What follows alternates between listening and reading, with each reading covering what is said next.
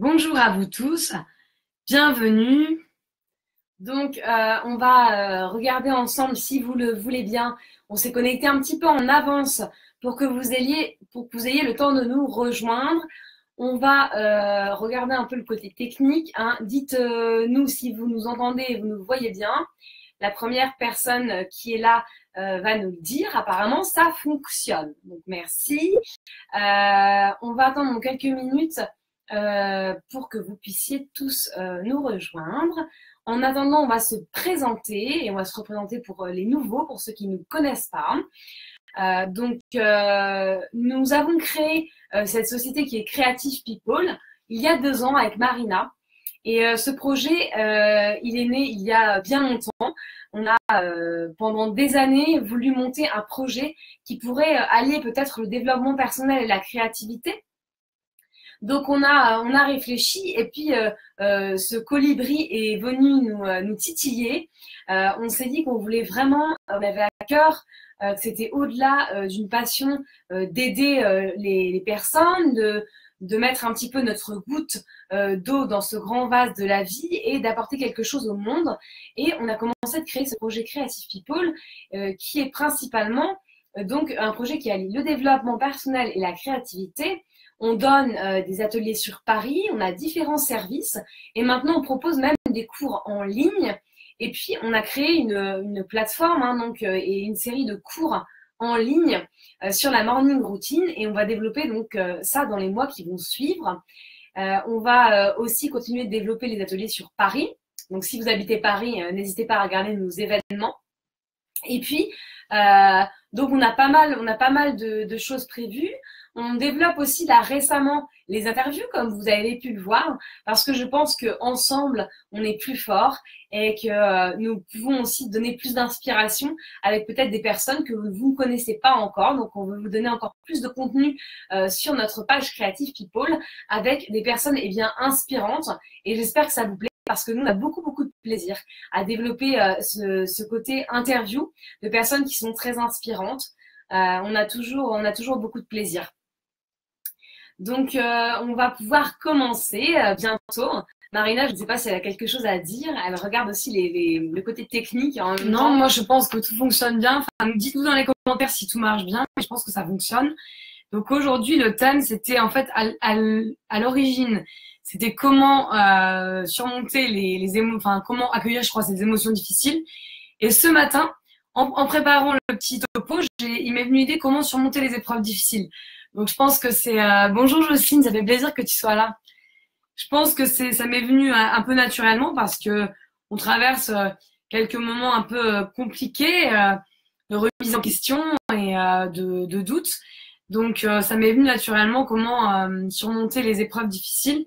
Donc, c'est le thème d'aujourd'hui qu'on va développer avec vous. Donc, on va commencer peut-être par la première chose qu'on voulait vous dire.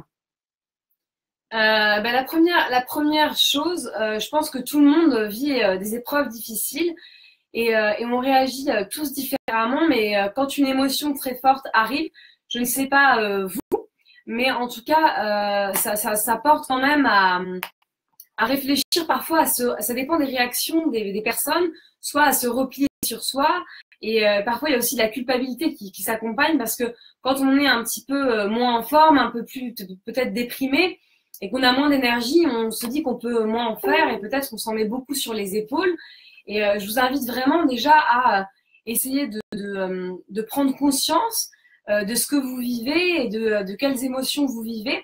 Et d'abord, je pense que c'est peut-être essayer de localiser encore quelles sensations vous ressentez. Nous, avec Marina, on fait beaucoup de méditation. Et ce qui aide vraiment, je trouve, pour la première astuce, c'est de regarder bien dans le corps ce qui se passe, parce que souvent notre corps nous parle. Et ensuite, il y a une émotion peut-être qui est cachée derrière ces sensations. Donc voilà la première chose pour moi. Est-ce que Marina veut passer à la deuxième? Alors, moi, je pensais à l'énergie, donc parce que l'émotion, c'est une énergie aussi qu'on ressent dans notre corps. Et je pensais donc justement après qu'on a vraiment accueilli notre émotion et qu'on a vraiment élargi le champ d'accueil et qu'on l'a bien ressenti et qu'on a accepté qu'elle soit là, on l'a accueillie. Je pensais aussi après à transformer cette énergie quelque part, à mettre cette énergie quelque part, parce que parfois, c'est vrai qu'en la gardant à l'intérieur de nous-mêmes, c'est un peu compliqué à gérer. Donc, je pensais aussi à sortir cette énergie. Et il y a beaucoup de techniques créatives qui peuvent permettre justement de travailler sur les émotions. Je sais que j'ai découvert l'écriture récemment parce que je pensais que j'étais pas douée dans l'écriture. Mais en fait, grâce au livre de Julia Cameron, hein, de l'écriture automatique, d'écrire 3 pages chaque matin, c'est ce qu'elle conseille. Moi, je suis pas forcément aussi rigide, mais ça me fait quand même du bien d'écrire le matin. Par exemple, ce matin, j'ai écrit que 1 page parce que je ressentais ça comme ça, il ne faut pas être trop rigide. Mais on peut écrire, et ce qui fait beaucoup de bien, c'est de recouvrir entièrement votre page avec de la peinture acrylique, par exemple. Vous recouvrez toute votre page et recouvrir ses émotions et faire des collages dessus. Et ça peut vraiment transformer votre énergie et transformer vos émotions. Donc, il y a l'écriture, si tu veux dire une autre technique. Oui, et on peut aussi s'aider de la créativité sous plein de formes. Mais je trouve que la peinture est un très bon médium, en fait, comme moyen d'expression, et notamment l'aquarelle, parce que c'est très facile de l'utiliser. On a besoin juste de l'eau, de la peinture et d'un pinceau. Donc le fait comme ça de faire quelques dessins ou même quelques traits de peinture intuitive peut nous aider aussi dans l'expression de ces émotions et va nous aider, je trouve, à la résilience. Je parlais aussi de la créativité. Comment est-ce qu'elle peut nous amener à résilier? Moi, je vous invite vraiment à décorer, par exemple, votre lieu de vie. Pourquoi je vous dis ça? Parce que avec Marina, récemment, on s'est dit qu'on allait changer quelque chose dans notre lieu de vie qui est somme toute très agréable, mais qui manquait quelque chose. Parfois, je ne sais pas vous, mais on se dit qu'on a des objets qui ne nous font plus vraiment vibrer, plus vraiment plaisir. Je ne sais pas comment c'est chez vous. On ne se rend pas forcément compte, mais on entasse des choses, des souvenirs et puis différentes choses, et on n'a pas vraiment l'envie de faire le tri parce que c'est aussi lié à des émotions, que c'est aussi lié à des choses qui nous relient quelque part à des personnes, et c'est assez difficile de faire ça. Et je vous invite vraiment à faire un petit peu aussi le tri dans vos affaires, parce que ça peut peut-être vous aider aussi personnellement. Faire le tri, se débarrasser de certaines choses, parfois ça aide. Et nous d'ailleurs, on va le faire tout bientôt. Finalement, on en tasse pas mal. On se rend compte qu'on en tasse pas mal. Et puis, je vais vous inviter à faire éventuellement de la place dans un coin de votre appartement ou de votre maison pour vous créer, eh bien, peut-être comme nous, un petit endroit inspirant, comme juste ce qu'on a derrière nous, avec peut-être quelque chose d'assez simple, hein.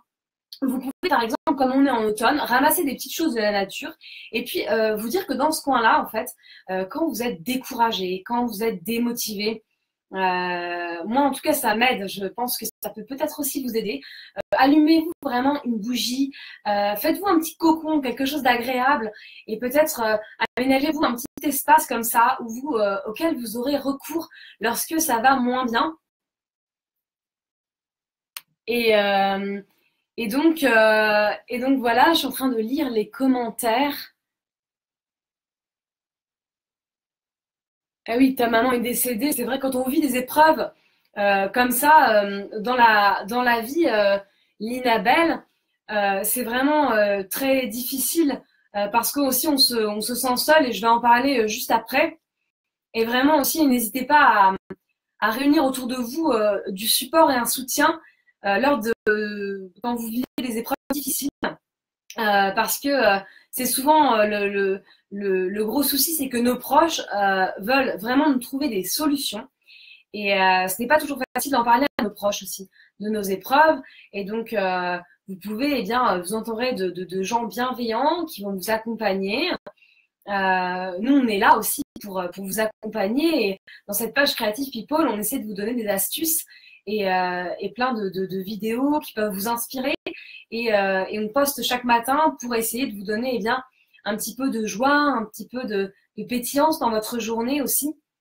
Et n'hésitez pas vraiment à communiquer autour de vous. Vous allez voir que vous allez attirer aussi des personnes qui vous font du bien. Et parfois, on pense que ces personnes, elles sont inaccessibles. même des coachs, par exemple, on se dit, eh bien, je ne pourrais jamais accéder. Je vous donne un exemple. Par exemple, nous, on fait des interviews, donc on est obligé de sortir de notre zone de confort et de demander à des personnes si elles veulent, eh bien, venir sur notre page et venir se faire interviewer. Et vous n'hésitez pas aussi à demander de l'aide parfois, soit à des proches, soit à des professionnels, parce qu'on en a besoin. Et donc, je vais laisser la parole à Marina. Alors, je vais peut-être lire le commentaire. On se raccroche aux affaires et du coup, on est débordé. Et oui, c'est difficile. Quand on vit des moments difficiles aussi, c'est vrai qu'on a tendance à vouloir faire plein d'autres choses aussi autour pour un peu oublier et masquer la tristesse qu'on vient à l'intérieur de nous. Et c'est vrai que c'est parfois difficile, mais c'est bien aussi de s'arrêter et de respirer, de s'arrêter et de voir aussi qu'est-ce qu'on ressent dans notre corps. Mais c'est vrai que c'est des émotions très fortes et c'est pas facile de traverser cette période-là, et on t'envoie vraiment tout notre soutien et notre bienveillance, et on est vraiment très sensible à ce que tu vis, Ninabelle. Alors, l'autre point que je voulais aborder, c'était développer les qualités de la psychologie positive. Donc, la psychologie positive, elle a été mise au jour aux États-Unis, donc, et elle est très intéressante parce que c'est pas la pensée positive. La psychologie positive, elle nous amène à développer en fait des qualités que nous avons tous en nous-mêmes, mais que parfois nous oublions, surtout quand on a des épreuves difficiles, on a tendance à oublier un peu ces qualités à l'intérieur de nous. Et donc, on peut développer, par exemple, la qualité de gratitude. Nous, on a mis en place un petit pot avec des petites bandes de papier. Et puis, de temps en temps, chaque jour, quand on y pense, on met des petits mots pour remercier la vie de tout ce qu'elle nous apporte, de l'abondance de la vie. Et quand on évoque les qualités de la gratitude, c'est vrai que ça augmente aussi notre taux de bonheur d'être reconnaissant envers les choses qu'on a déjà.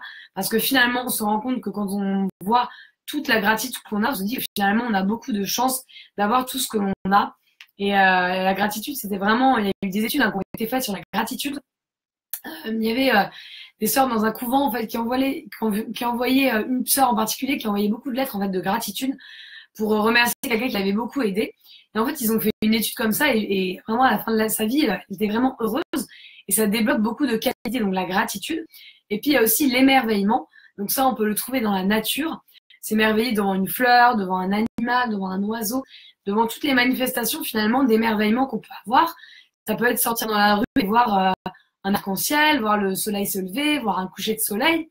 Moi, la nature m'émerveille vraiment chaque jour. Et puis ça peut être s'émerveiller aussi devant le rire d'un enfant, devant vraiment des choses simples de la vie, et développer cette capacité d'émerveillement, ça fait vraiment du bien aussi quand on est dans des épreuves, de voir tout l'émerveillement qu'on peut avoir envers la vie, envers la nature, envers la nourriture qu'on nous offre aussi, envers les paysans qui ont cultivé pour nous. Je sais que moi j'aime beaucoup aussi avoir de la gratitude pour la nourriture. Quand je mange, je me dis qu'il y a une personne qui l'a accueilli pour moi, il y a une autre qui l'a amené jusqu'au marché, et puis moi je l'ai transporté ici. Il y a vraiment beaucoup de gens qui font des choses pour nous, et on a tellement d'abondance au niveau de la nourriture et de la terre, tout ce qu'elle nous offre. C'est vrai que ça donne vraiment beaucoup de gratitude. Et puis, ce qui est important dans la vie aussi, quand on vraiment vit des épreuves difficiles, c'est aussi avoir une certaine qualité de présence. Parce que notre mental, quand on vit des épreuves difficiles, va vraiment dans tous les sens. Il part dans le passé, il se projette dans le futur, il dit oui, mais si je faisais ça, je devrais faire ça. Et oui, mais dans le passé, j'ai fait ça, donc je regrette. Et vraiment, le mental nous raconte tout le temps des histoires en permanence. Il nous fait vivre dans notre histoire. Il nous raconte tout le temps des histoires. Donc, en venant dans son corps et à sa respiration, c'est vrai que ça nous permet vraiment de revenir dans le moment présent et de savourer chaque instant vraiment au quotidien. Et même si c'est des émotions douloureuses ou quelque chose de douloureux, au moins on est dans cette émotion, on s'autorise à la vivre, et puis on peut très bien pleurer un instant et l'instant d'après sourire ou être dans la gratitude ou ressentir vraiment les polarités, parce qu'il n'y a pas par rapport aux émotions. Toi, je ne sais pas si tu veux en parler aussi, mais justement, je vais rebondir sur ce que Marina dit. C'est vrai que eh bien, il y a beaucoup de paradoxes dans la vie, et c'est des choses qu'on ne peut pas résoudre. Donc, on peut eh bien ressentir une très forte émotion de tristesse. Je ne sais pas si vous avez déjà expérimenté ça, mais une très forte émotion de tristesse, et avoir aussi une grande joie. Par exemple, quand on vous annonce une bonne nouvelle, vous pouvez vivre une épreuve, ça peut être très difficile moralement, vous pouvez être très triste, des jours et des jours, et eh bien survient une bonne nouvelle, et vous êtes quand même dans cette joie, dans ce contentement, dans cet émerveillement. Mais en même temps, il y a une tristesse au fond de vous. Et c'est beau d'accueillir aussi ces deux parties de nous, notre joie et notre tristesse à la fois. Et c'est assez magnifique à vivre, de s'autoriser comme ça, sans culpabilité aussi, à avoir eh bien, des petites joies du quotidien. Dans ces moments douloureux, ces étapes de la vie, ça peut être des deuils, des divorces, peut-être une reconversion professionnelle, un licenciement, des choses comme ça. Tout le monde en vit, hein, peut partager avec nous vos expériences, hein, afin qu'on puisse aussi vous répondre plus personnellement, et on pourra le faire. Et n'hésitez pas d'ailleurs à échanger avec nous sur le sujet. Les émotions vraiment sont quelque chose d'assez complexe. Et pendant longtemps, hein, j'ai refoulé mes émotions. Je m'en suis cachée. Je me suis mis un peu sous terre parce que à la suite d'un traumatisme que j'ai vécu, j'ai voulu enfouir une partie de moi. Mais on se rend compte quand on a enfoui cette partie de soi, hein, quand on se réveille un jour après des années un petit peu de léthargie émotionnelle entre guillemets, qu'on ne ressent pas vraiment la joie. Parce que en fait, je ne sais pas si ça vous est arrivé, en tout cas moi pendant des années ça m'a fait ça. Vous pouvez très bien avec un concept mental ressentir par exemple la joie et essayer de vous dire bah oui cette nouvelle-là elle me rend joyeuse par exemple, mais ne pas le ressentir dans votre cœur et ça change tout en fait. Quand vous ressentez vraiment les choses dans votre corps, dans votre cœur, ça change votre énergie, ça change la manière dont vous voyez les choses. Donc voilà, n'hésitez pas à nous poser vos questions, on y répond aussi. On a beaucoup de choses à dire sur le sujet. En ce moment, on traverse des émotions pas faciles aussi, parce que dans la vie, eh bien, il y a ces moments où on doit prendre des chemins un peu et choisir où on doit aller. Donc c'est vrai que ce n'est pas des périodes évidentes. Et puis, je voulais vous parler aussi des pratiques qu'on peut avoir aussi pour nous aider justement à traverser ces moments difficiles. Moi, je sais que la méditation de pleine conscience m'aide beaucoup. Le fait de respirer, de se poser, de s'asseoir sur une chaise, de sentir son corps. Vraiment, il y a plein de méditations guidées sur Internet. Ça peut vraiment, vraiment vous aider lors de moments difficiles à rester dans le moment présent. Et puis, il y a aussi le yoga, il y a des techniques par le corps aussi. Je ne sais pas si vous faites de la marche à pied. Moi, je sais que ça m'aide aussi beaucoup de marcher, de regarder ce qui se passe. Et de marcher, ça m'aide beaucoup aussi dans les épreuves difficiles. Et puis, il y a aussi une pratique que nous, qu'on aime beaucoup, qu'on fait chaque jour, c'est le yoga. Donc ça, c'est une pratique corporelle et je trouve que dans les moments difficiles aussi, on sent vraiment une énergie très basse, hein, le prana, comme on dit en yoga, est très bas. Et on n'a vraiment pas d'énergie, on sent vraiment pas d'énergie. Et même quand on se lève, on n'a pas d'énergie. Comme une lourdeur, un peu. Voilà, donc c'est assez pesant. Et le fait de mettre son corps comme ça en mouvement de manière douce, donc avec le yoga et surtout le contact avec la respiration, ça je crois que dans les épreuves difficiles, c'est ce qu'il y a de mieux. Vraiment rester en contact avec vos ressentis et votre respiration. Parce que la respiration, ça peut vraiment être comme une encre. Et dans les moments difficiles, c'est important aussi de s'ancrer et de savoir aussi que ça ne durera pas éternellement. Et qu'il y a un moment donné, de toute façon, où tout passe, hein, tout est impermanent dans la vie, tout change tout le temps. Donc cette émotion-là, elle est peut-être violente à un moment donné, mais elle va passer comme tout passe. Donc c'est rassurant aussi de se dire qu'on ne restera pas non plus aux prises de cette émotion pendant des jours et des jours. Et puis le yoga, ça aide vraiment à remettre le corps en mouvement et ça aide aussi à ressentir son corps, ses émotions. Après, il y a différentes formes de yoga, mais si vous avez l'occasion vraiment d'essayer le yoga, vous verrez, c'est vraiment une pratique très intéressante. Et puis, c'est aussi une pratique de la vie quotidienne. Et surtout quand on vit des épreuves difficiles, n'oubliez pas de prendre soin de vous. Faites des choses qui vous font du bien. Prenez un bain, allumez-vous une bougie, lisez un livre qui vous plaît, faites une marche, appelez un ami, parlez à quelqu'un. Faites vraiment des choses qui vous font du bien. Sur prendre soin de soi, c'est vrai qu'on aurait beaucoup de choses à dire aussi. Parce que on peut vite s'oublier en fait et retourner dans notre mental et avoir vraiment des pensées négatives et cultiver un cercle vicieux. Et en fait, il n'en est rien quand on revient vraiment à notre corps et à l'instant présent, je trouve. Parce que je vais vous donner juste un petit exemple et après je te lis Linabelle tout de suite. C'est que ce qui est permanent, ce qui ne bougera jamais, c'est votre souffle. Donc vraiment, essayez de vous raccrocher à ça. En période où vous êtes en prise à des angoisses, je pense notamment. Moi, pendant des années, j'ai eu beaucoup d'angoisses, donc je comprends tout à fait ce que c'est. Et ce qui m'aide beaucoup, c'est une très belle image, d'une américaine qui enseigne la méditation sur la plateforme Yoga Glow. Et c'est un bel exemple, en fait, elle dit que notre respiration, en fait, on doit en faire un ami. Et vous savez, un peu comme les doudous qu'on prend quand on est petit, un petit peu comme les teddy bears, les gros ours en peluche, eh bien, il faut comme ça le câliner et l'embrasser. Et donc, il faut câliner et embrasser cette respiration et vraiment l'accueillir comme un enfant qui accueille son ours en peluche.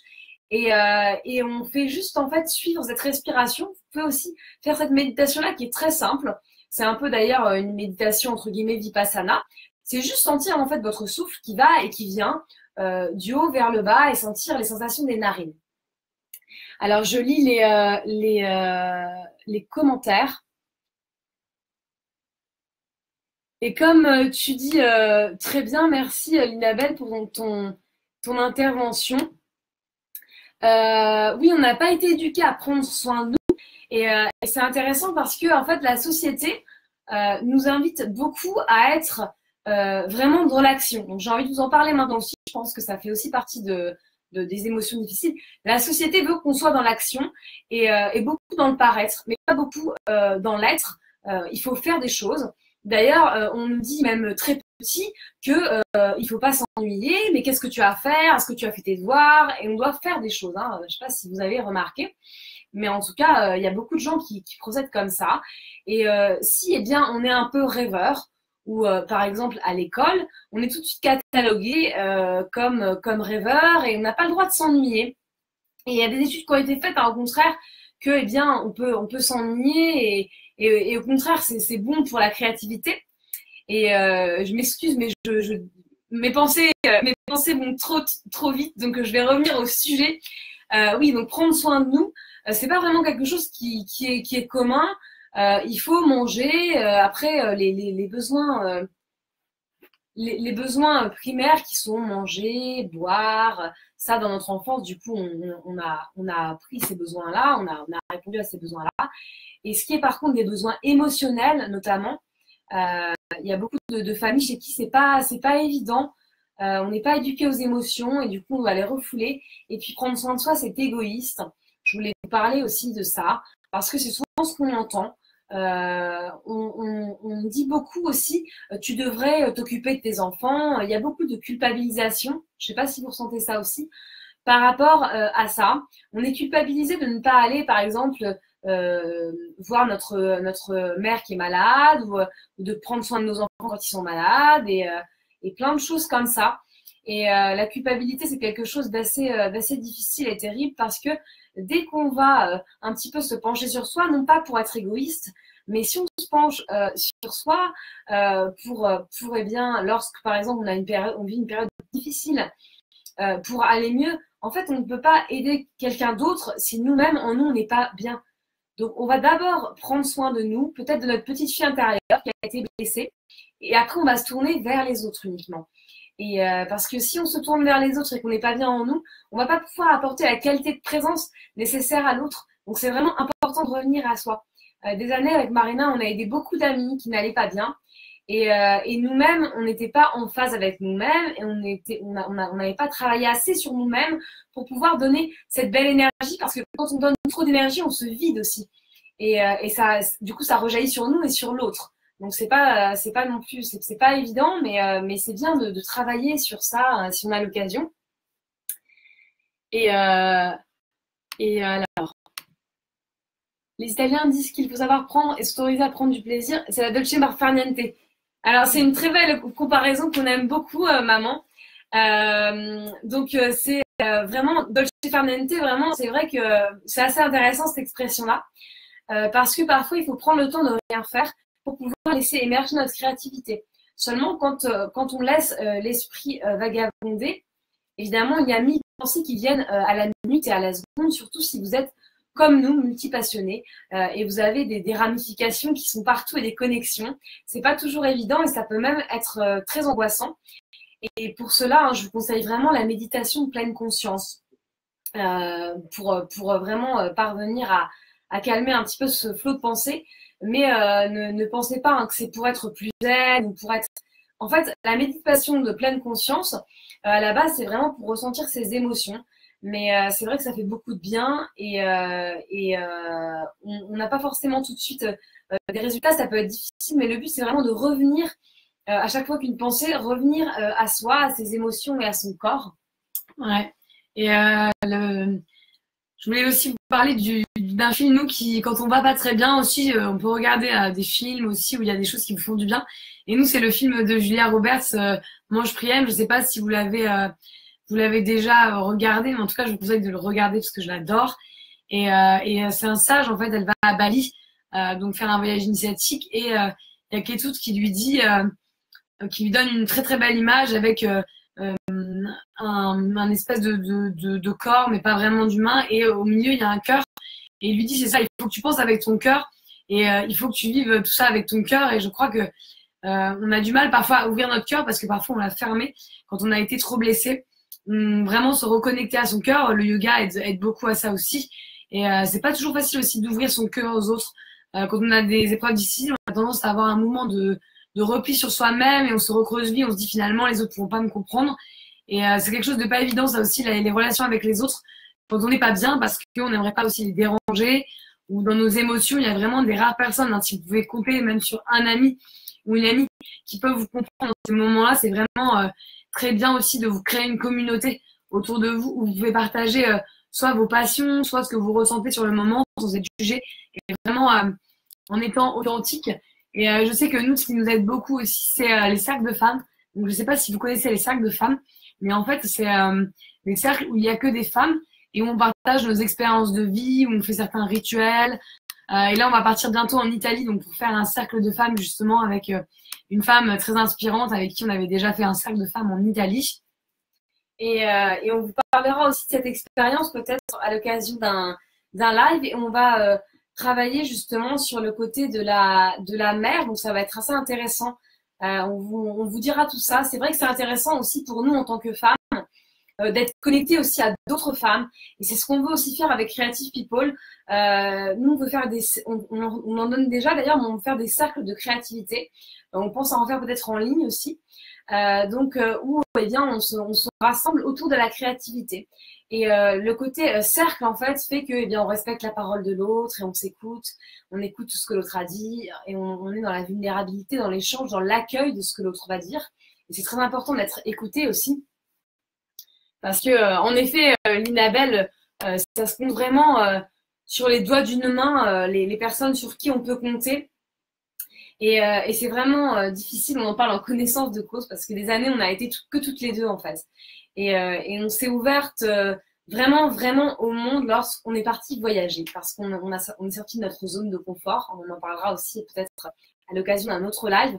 Mais on a été à la rencontre du monde. Et là, il s'est passé quelque chose d'assez fabuleux parce que quand on ne parle pas la langue, on est obligé de s'ouvrir forcément aux autres. Et ça a été une expérience fantastique.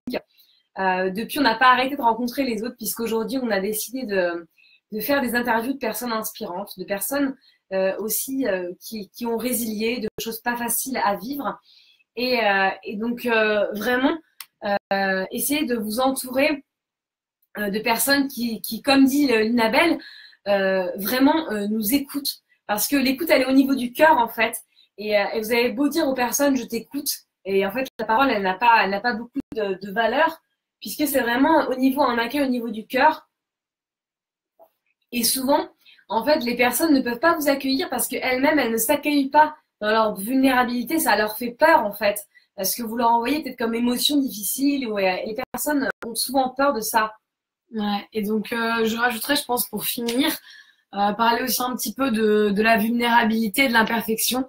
Parce que je crois aussi que dans les épreuves difficiles, on se met beaucoup de pression. On se juge très sévèrement.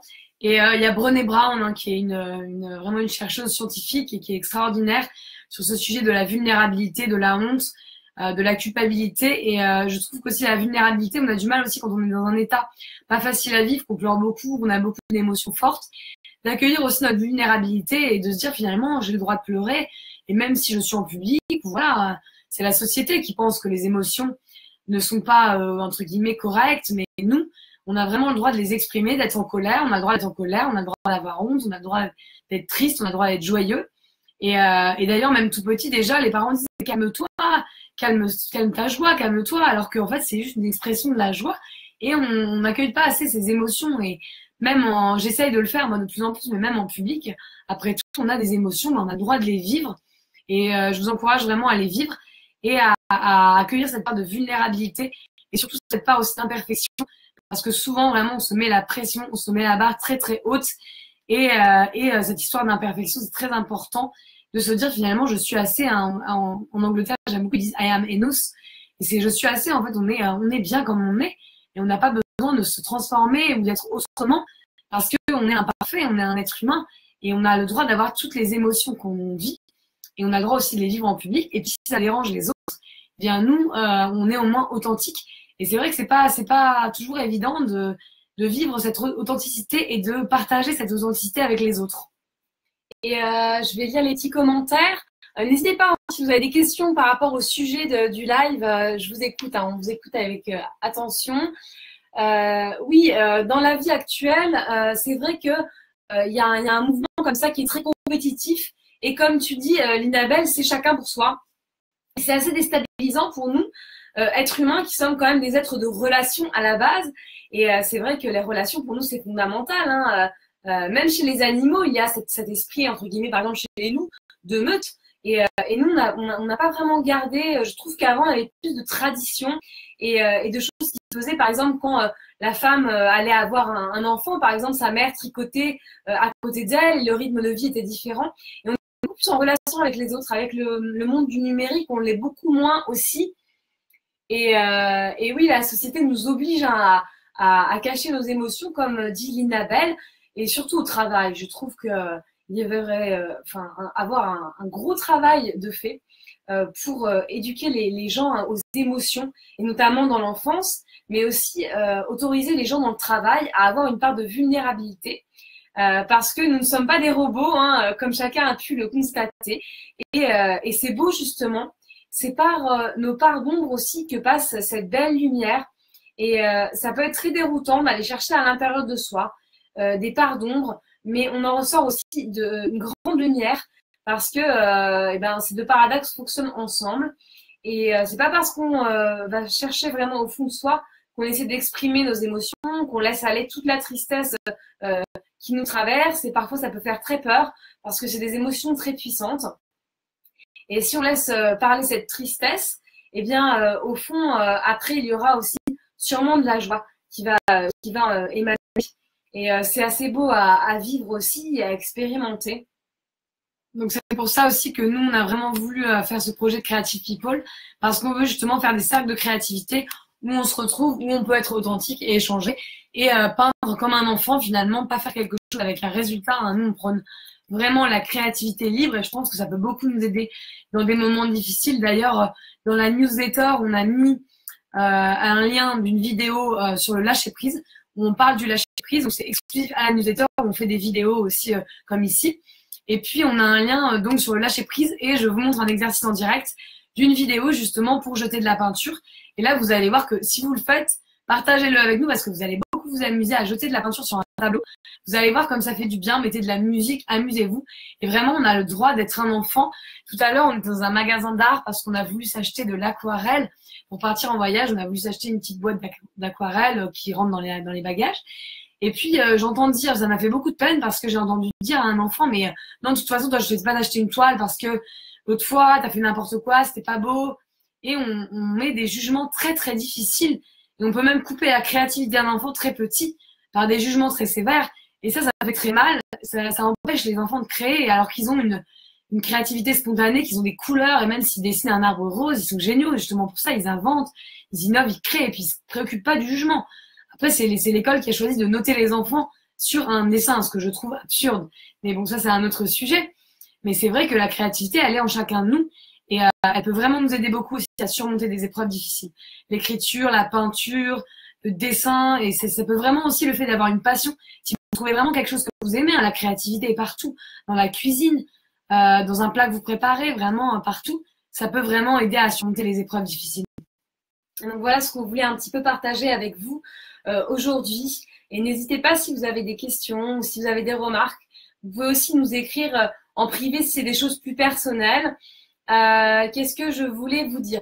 Si vous voulez, comme Marina vous a dit, accéder donc à cette vidéo sur le lâcher prise et à toute une série de vidéos qu'on a décidé de vous offrir sur la newsletter. Donc, si vous vous abonnez, vous allez recevoir cette première vidéo. Qu'est-ce que vous allez recevoir donc avec la newsletter? En général, j'en fais donc une toutes les 2 semaines ou une par mois. Et puis, on va peut-être mettre donc une vidéo à chaque fois. Là, le thème, c'est le lâcher prise. Vous aurez environ 10 minutes de vidéo d'un contenu de qualité. On a décidé de faire ça pour vous, de tourner ces vidéos-là où vous aurez à la fois eh bien, des explications et un côté un peu plus théorique, entre guillemets, sur un thème qui sera un thème de développement personnel comme le lâcher prise, peut-être les émotions, des thèmes comme ça qui vous parlent. Et puis aussi, on aura un exercice de créativité à la fin qui sera un petit peu plus complexe que si vous avez été voir, je ne sais pas, mais si vous connaissez notre chaîne YouTube, ce sera vraiment un exercice de créativité assez long, enfin un petit peu plus long que sur notre chaîne où on donne des petits exercices. Là, on mettra vraiment le développement et la créativité, le développement personnel et la créativité en relation. Donc voilà. On mettra le lien, tu as mis le lien dans la barre. J'ai mis le lien et puis je remettrai le lien dans les commentaires. Donc n'hésitez pas à vous abonner. On va essayer donc ces semaines qui vont suivre de continuer les lives. On aura des personnes inspirante. Oui, c'est sûr que Linabelle, je vais rebondir sur ton commentaire. C'est vrai que lâcher prise, on en a tous besoin, je pense. D'ailleurs, peut-être on fera un live aussi sur le lâcher prise parce que c'est un sujet très intéressant. Et j'ai beaucoup de personnes qui me disent qu'ils ont du mal à lâcher prise. Je discutais avec une amie qui avait énormément de mal à lâcher prise. Et je pense que la créativité, pour ça, peut vraiment aider. Dans cette vidéo, on jette de la peinture. Et vraiment, lorsqu'on jette de la peinture, j'ai à côté de moi la peinture qu'on a réalisée, que Marina a réalisée pour la vidéo de la newsletter. Et c'est vrai que quand on crée des œuvres vraiment très spontanées, eh bien, on est dans le lâcher prise. Parce qu'on est dans un processus qui a un flow créatif. On se rend plus compte de l'heure qu'il est, de ce qu'on est en train de faire. Quand vraiment on laisse parler nos pinceaux, ça donne vraiment des choses intéressantes, je trouve, et assez amusantes. Nous, on utilise la brosse à dents pour jeter de la peinture. Et c'est très, très sympa à faire. Donc voilà, on vous remercie beaucoup de nous avoir écoutés. Ça nous fait toujours très plaisir que vous soyez là. Merci, vraiment, merci beaucoup d'être présents. Vous êtes nombreux, plus nombreux à chaque live. Et ça nous fait vraiment très plaisir. Merci beaucoup, Linabelle, pour ta participation. Vraiment, ça nous a fait vraiment très plaisir d'échanger avec toi. On a beaucoup de gratitude. Merci beaucoup. Ça nous a fait vraiment plaisir de te savoir là, de ta présence. Merci de votre présence à vous tous. Et c'était juste pour dire avant la fin qu'on va partir quelques jours en Italie, donc faire ce cercle de femmes à Rome. Et on reviendra mercredi. Donc si on vous répond pas toujours à vos messages, vous sachez qu'on est en Italie, mais on aura quand même Internet. On va essayer de lâcher un peu prise, mais on est quand même là pour vous. Vous pouvez quand même nous écrire. Et puis je pense que jeudi, vous aurez une interview de quelqu'un de très intéressant. Elle s'appelle Niki et elle est dans la créativité aussi. Donc je vous mettrai l'heure et de l'interview donc pour jeudi prochain. Donc on vous souhaite une très belle soirée et prenez bien soin de vous et à très bientôt.